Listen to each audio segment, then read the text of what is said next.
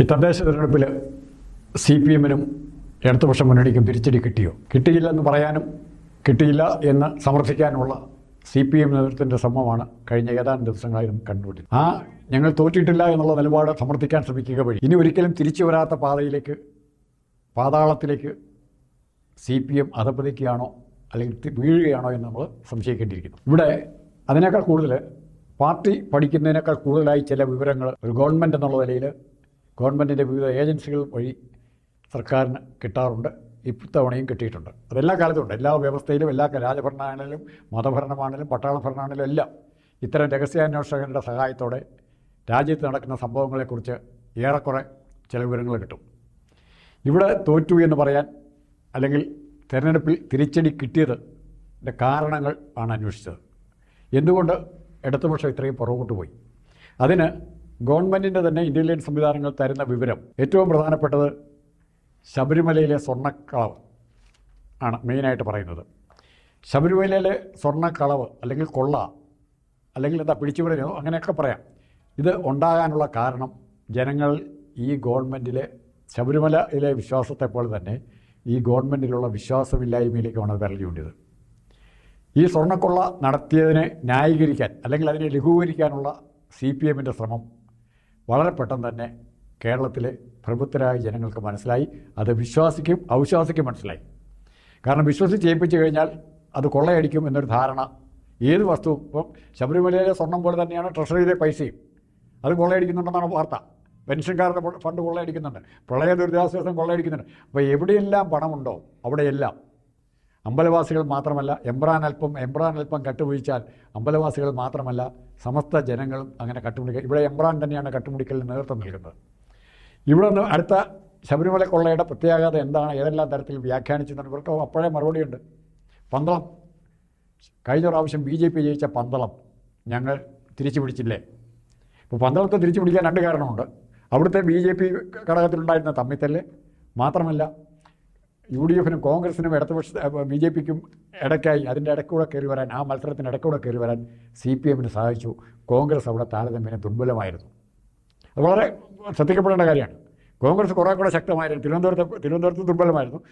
കോൺഗ്രസ് കുറേ കൂടെ ശക്തമായിരുന്നെങ്കിൽ, പന്തളം ശക്തമായിരുന്നെങ്കിൽ അവിടെ CPM ജയിക്കുമായിരുന്നില്ല. അത്തരമൊരു വിലയിരുത്തൽ ഇവിടെ തയ്യാറായില്ല. പിന്നെ ഏറ്റവും ജനങ്ങളെ വേദനിപ്പിക്കുന്നത് എനിക്കും നിങ്ങൾക്കും, അല്ലെങ്കിൽ ഞാനും ഒരു കോൺഗ്രസ്സുകാരനും ഒരു CPM-കാരനും, അല്ലെങ്കിൽ ഒരു മുസ്ലിം ലീഗുകാരനും CPM-കാരനും, ഒരു BJP-കാരനും CPM-കാരനും രണ്ട് നീതിയാണ് ലഭിക്കുന്നത്, നീതിന്യായ വ്യവസ്ഥയിൽ നിന്നും പോലീസിൽ നിന്നും ലഭിക്കുന്നത് എന്ന് തോന്നലുണ്ടാകുമ്പോൾ സ്വാഭാവികമായും അവർ ഗവൺമെൻറ്റിനെതിരായി തിരിയും. ഇരട്ടനീതി. അപ്പോൾ ഈ ഇരട്ടനീതിയുടെ പ്രശ്നം വളരെ കാതലായിട്ട് തന്നെയുണ്ട്. ഈ ഇരട്ടനീതി എങ്ങനെയാണ് നമ്മൾ അനുഭവിച്ചത്? പല രംഗത്തുണ്ട്. ഉദാഹരണത്തിന് രാഹുൽ മാങ്കൂട്ടത്തിനെതിരായി ഒരു ആരോപണം വന്നു. അത് തെറ്റോ ശരിയോ എന്നുള്ള രണ്ടാമത്തെ കാര്യം. ആ ആരോപണം കിട്ടിയപ്പോഴേ കോൺഗ്രസ് അവിടെ എടുത്തൊരു നിലപാടുണ്ട്. എന്താ? രാഹുൽ മാങ്കൂട്ടത്തെ ആദ്യം തന്നെ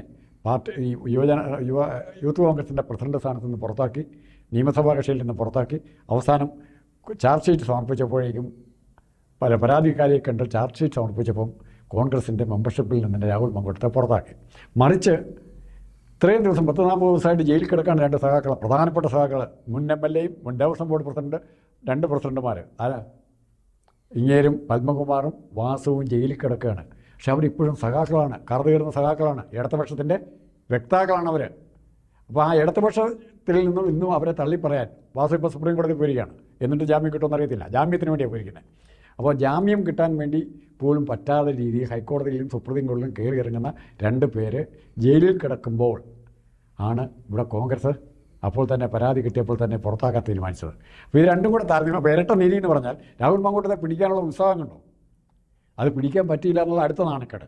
അതിനെപ്പറ്റി പറയുന്നില്ല ഇൻ്റലിജൻസ് റിപ്പോർട്ടിൽ. രാഹുൽ വേട്ട എന്ന് വേണമെങ്കിൽ പറയാം. വീരപ്പൻ വേട്ട എന്നൊക്കെ പറഞ്ഞ് രാഹുൽ വേട്ട എന്ന് പറഞ്ഞ് കേരളത്തിലെ മുഴുവൻ പോലീസ് സംവിധാനങ്ങളും സർവ്വ സൈന്യാധിപന്മാരും രംഗത്തിറങ്ങിയില്ലേ?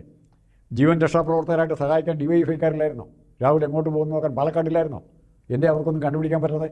അപ്പോൾ രാഹുലിന് ഈ സംവിധാനത്തെ വെട്ടിച്ചു പോകാൻ പറ്റുമെങ്കിൽ എത്ര ദുർബലമാണ് ഈ സംവിധാനമെന്നും പോലീസ് സംവിധാനമെന്നും ജനങ്ങൾ മനസ്സിലാക്കി കഴിയും. പക്ഷേ അത് ഇവരുടെ അന്വേഷണ റിപ്പോർട്ടിലോ കുറ്റപ്പെടുത്തലിലോ പറയുകയില്ല. ഇത് സ്വർണ്ണക്കൊള്ള എന്ന് പറയുമ്പോൾ എല്ലാവർക്കും സ്വീകാര്യമായ, വ്യക്തിപരമായി കാര്യമായ ആരോപണങ്ങൾ കണ്ണൂർ ലോബിയിലേക്ക് വരാത്ത കാര്യമാണ് പറയുന്നത്. തിരുവിതാംകൂറിലുള്ള കുറേ നേതാക്കന്മാർ മാത്രമായിട്ട് ഒതുക്കാൻ നോക്കും. പിന്നെ അതിൻ്റെ മാഗ്നിറ്റ്യൂഡ് ആകെപ്പാട് 500 ഗ്രാം സ്വർണം അല്ലേ? അതിലേക്ക് കൊണ്ടുവരികയാണെങ്കിൽ കൊള്ള, വലിയ കൊള്ള, കിലോ കണക്കിന് കൊള്ള നടന്നുപോയി എന്ന് പുതിയ അറിവുകൾ വരുമ്പോൾ, പുതിയ വെളിപ്പെടുത്തൽ വരുമ്പോൾ ഇവർ എസ്റ്റാബ്ലിഷ് ചെയ്യാൻ ശ്രമിച്ചത് എന്തായിരുന്നു? 500 ഗ്രാമോളം സ്വർണ്ണം നഷ്ടപ്പെട്ടിരിക്കുന്നു, അതേ ഞങ്ങൾ തിരിച്ചു വന്നിരിക്കുന്നു, തിരിച്ചെടുത്തിരിക്കുന്നു, പിടിച്ചിരിക്കുന്നു എന്ന് പറഞ്ഞ് ജനങ്ങളെ പറ്റിക്കാനുള്ള ശ്രമം നടത്തി. ഇവിടെ CPM-നെ രക്ഷപ്പെട്ട് നിർത്തുന്നത് ഈ പ്രശ്നത്തിൽ സജീവമായിട്ട് ഇടപെടേണ്ട BJP നിശബ്ദമാണ്, നിശ്ചലമാണ്. എൻ്റെ BJP-യുടെ തോൽവിയുടെ കാരണങ്ങളിലൊന്ന് ഉദ്ദേശിച്ച രീതിയിൽ തിരുവനന്തപുരത്ത് കത്തിച്ച് ജയിച്ചു, അത് കോൺഗ്രസിൻ്റെ തിരിച്ചുവരവായിരുന്നൊരു കാരണം പകുതി. അപ്പോൾ അതിന് പകരം മറ്റ് പല സ്ഥലത്തും BJP-ക്ക് നേട്ടം ഉണ്ടാക്കാൻ പറ്റാത്തതിൻ്റെ കാരണം ശബരിമല കൊള്ളയോട് കാണിച്ച നിസ്സംഗമായ മനോഭാവമാണ്. അത് BJP കണ്ടില്ലെന്ന് നടിച്ചു. കാരണം അവിടെ ഇപ്പുറത്തേക്ക് വോട്ടുകൾ കിട്ടുമോ, BJP-യുടെ വോട്ടുകളും ഇടത്ത് CPM-ൻ്റെ വോട്ടുകളും അങ്ങോട്ടും ഇങ്ങോട്ടും കൈമാറ്റം ചെയ്യപ്പെടാൻ നടക്കുമെന്നുള്ള ബലവേശലിൽ ഇടയ്ക്ക് ശബരിമല ശ്രദ്ധിക്കാൻ ഇവർക്ക് സമയം കിട്ടിയില്ല എന്ന് വേണം വിചാരിക്കാൻ. അല്ലെങ്കിൽ BJP-യുടെ ആർക്കെങ്കിലുമൊക്കെ ഇതിന് പങ്കാളിയായിരിക്കണം. പിന്നെ രണ്ടാമത് ഏറ്റവും പ്രധാനപ്പെട്ട കണക്ക്, നമ്മൾ ആലോചിക്കേണ്ട കണക്ക്, പുതിയതായി ഇലക്ഷൻ കമ്മീഷൻ പുറത്തുവിട്ടിരിക്കുന്ന കണക്ക് 30% കൂടുതൽ വോട്ട് CPM-ന് അല്ലെങ്കിൽ ഇടതുപക്ഷത്തിന് കിട്ടിയ 2 ജില്ലയേ ഉള്ളൂ. 2 ജില്ല. പാലക്കാടും കണ്ണൂരും മാത്രമാണ് ഇവർക്ക് 30% അത് അടുത്ത വോട്ട് കിട്ടിയത്. ബാക്കി എല്ലാ ജില്ലകളിലും കോൺഗ്രസിനായിരുന്നു, UDF-നായിരുന്നു മുൻകൈ. ആ മുൻകൈ എങ്ങനെ കോൺഗ്രസിന് ഉണ്ടായി എന്നുള്ളതിനെക്കുറിച്ച് ഇവർ പഠിക്കുന്നില്ല. താൽക്കാലികമായിട്ട് എവിടെയെങ്കിലും ജയിച്ചിട്ടുണ്ടെങ്കിൽ ആ ജയം പറയും. 30% ഗുണമേ മറ്റെല്ലാ ജില്ലകളിലും, മലപ്പുറം കൂട്ടണ്ട, മലപ്പുറം ഒഴികെയും ഉള്ള ജില്ലകളിലും കോൺഗ്രസിന് അതുപോലെ തന്നെ 29%-നും 30%-നിടയ്ക്ക് വോട്ടുണ്ട്. ഇവർക്ക് CPM-ന് 27% ഉള്ളൂ. മത്സരിച്ച സീറ്റുകളുടെ എണ്ണം പറഞ്ഞാൽ അപ്പുറം ഇപ്പുറം മുന്നണിയുണ്ട്, സ്വതന്ത്രന്മാരുണ്ട്. അതാണ് മുസ്ലിം ലീഗിന് തന്നെ 10% വോട്ടുകൂടെ കിട്ടി. അപ്പോൾ 40%-ത്തിലധികം വോട്ട് ആർക്കാവുന്നു? ഈ മുന്നണിക്കാവുന്നു. മുന്നണി അടിസ്ഥാനത്തിൽ കൂട്ടിയാൽ, പാർട്ടി അടിസ്ഥാനത്തിൽ കൂട്ടിയാൽ ഇടതുപക്ഷത്തിലെ ഏറ്റവും പ്രമുഖ മറ്റ് ഘടകകക്ഷിയായ CPI, നല്ല സീറ്റിൽ മത്സരിച്ച CPIക്ക് എത്ര കിട്ടുന്നത്? CPIക്ക് കിട്ടുന്നത് വെറും 5% വെച്ച് വോട്ട് കിട്ടുന്നുള്ളൂ. മുസ്ലിം ലീഗിന് 9% വെച്ച് വോട്ട് കിട്ടുന്നു. അപ്പോൾ ഇതെല്ലാം കാണിക്കുന്നത് ജനങ്ങൾ ഈ ഗവൺമെൻറ്റിനെ മടുത്ത് കഴിഞ്ഞിരിക്കുന്നു, ഈ മുഖ്യമന്ത്രിയെ മടുത്ത് കഴിഞ്ഞിരിക്കുന്നു, ഇവർ പറയുന്ന വീണ ജോർജ് പറയുന്ന സിസ്റ്റത്തെ മടുത്തിരിക്കുന്നു.